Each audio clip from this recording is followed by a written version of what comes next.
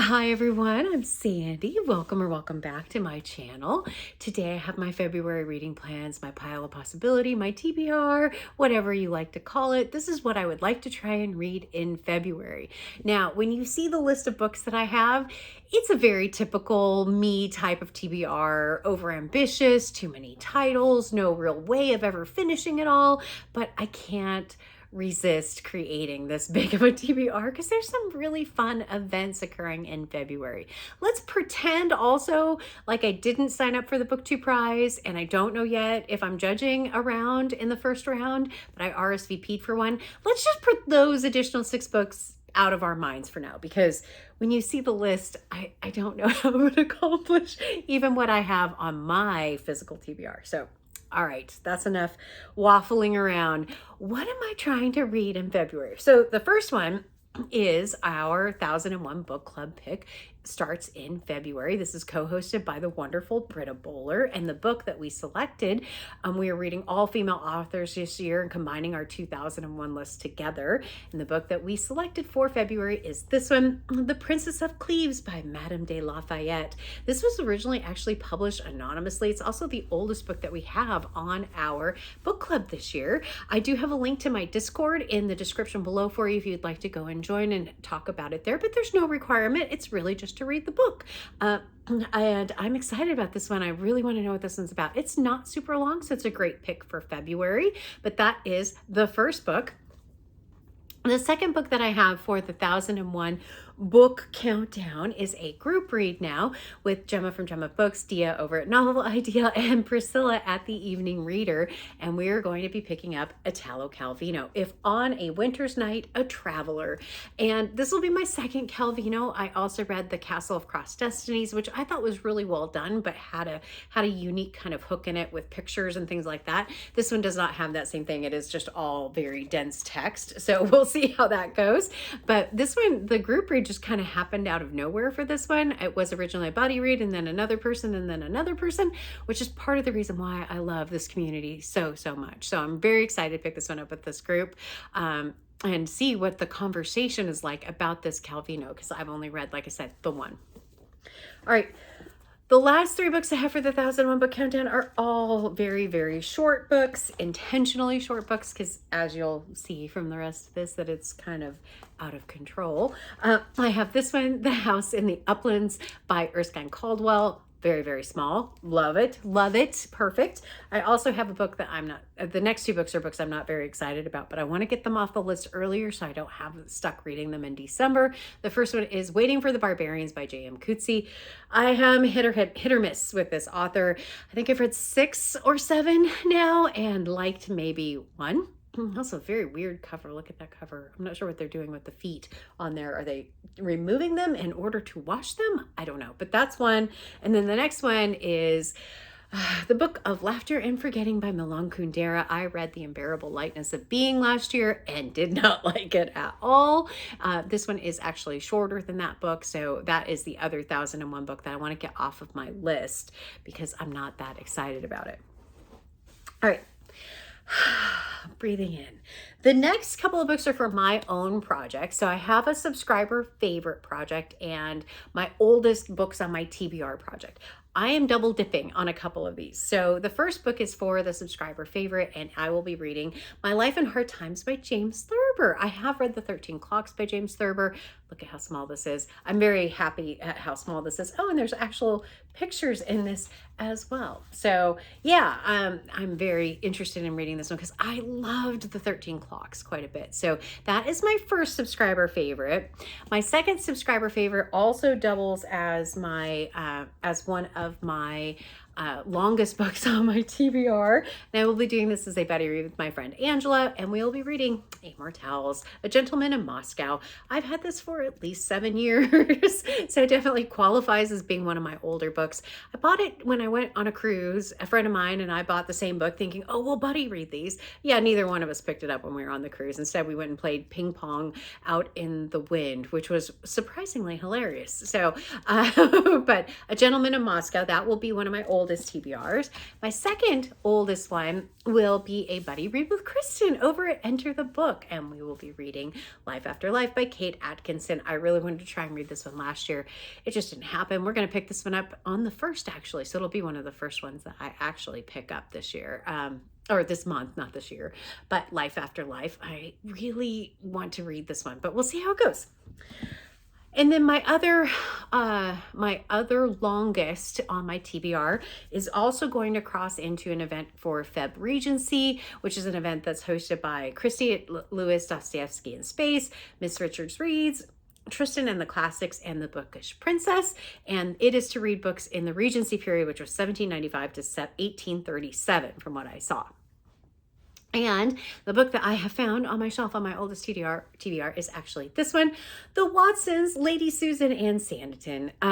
From what I can tell, this was written maybe right before the Regency period and published potentially in the Regency period, but it's the book that I selected to support that readathon, so we're going to go with that, and it gets another book off of my longest on my TBR shelf. So yeah, that is that one.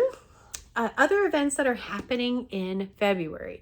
It is Black History Month, and Margaret Pinard, who is an absolutely wonderful YouTuber friend, author, she's incredible. If you're not familiar with her, you should absolutely go and check her out. She is a big supporter of other booktubers, other authors on YouTube, and she has an event that is promoting Black authors that also have YouTube accounts. I'm thrilled because I have a bit of a hole in this part of my reading, and I can't wait to pick up some of these books. I, of course, though, have too many. I know I have too many, but the first book I picked up was this one, The Forgotten Girl by India Hill Brown. I love this cover so much. It looks just so cold. I really want to know who this Forgotten Girl is. I think this is a young adult, I think it might be middle grade, actually, now that I think about it.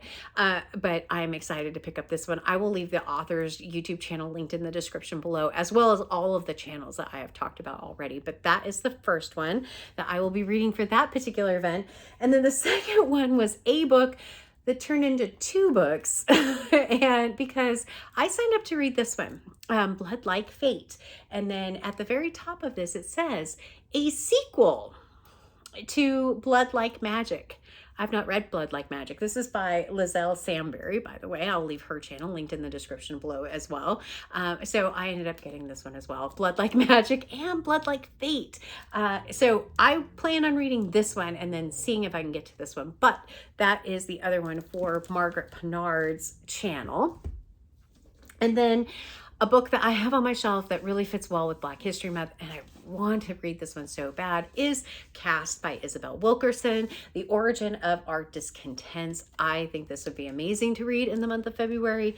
I'm hopeful that I'll be able to read this in the month of February, but as you can see, I have a few books. So yeah, it might not happen. I don't know. I also have a group read for another just book that was on my physical shelf, and that is with Alice at Alice in the Giant Bookshelf, and I think a couple of other booktubers, but I don't know for certain if all of them are joining.